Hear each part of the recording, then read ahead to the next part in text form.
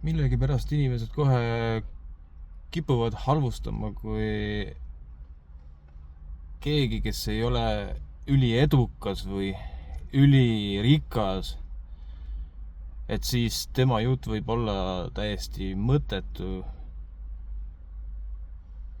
Huvitav, mille pärast?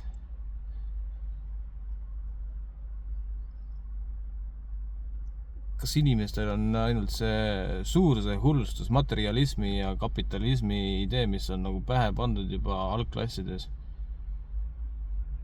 Aga vaata, kui kapitalism liigub ainult läbi tutvusringkonna, siis need inimesed, kes ei saa nii hästi löögile või põlevad elus läbi või rikuvad oma üksikuid võimalusi, siis kohe nad pannakse sellisele pjedestaalile, et nad ei ole teist võimalust väärt. Väga paljud inimesed ongi nagu selle pärast annavad alla ja mitte midagi edasi ei tee.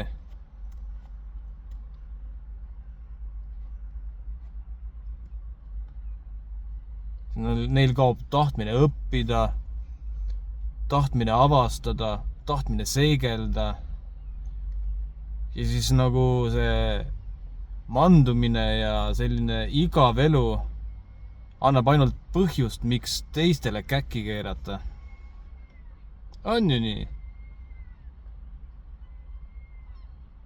Siis vaatad seda ühiskonda.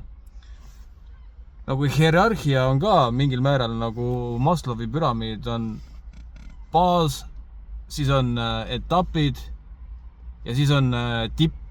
See elu ongi enam-vähem nagu Maslowi püramiid. Tema hästi kirjeldab, et on põhivajadused, alus, siis tulevad materiaalsed vajadused, mis peaksid olema täidetud ja sealt edasi liigume kõrgemale tippu.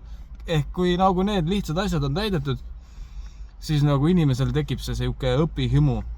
Ja siis kui vaatad hästi palju inimesi, siis nendel nagu see selline baas kuidagi jääb puudu või siis nendel nagu ei võimaldata seda, aga kui ühiskonnas kiusatakse neid inimesi, kellel ei ole neid põhivajadusi või põhialuseid, kui neid kiusatakse, siis inimene muutub kohe selliseks nagu, et ei, ma ei taha edasi nagu pingutadagi, annab kohe alla ja neid allaandjaid on nii palju.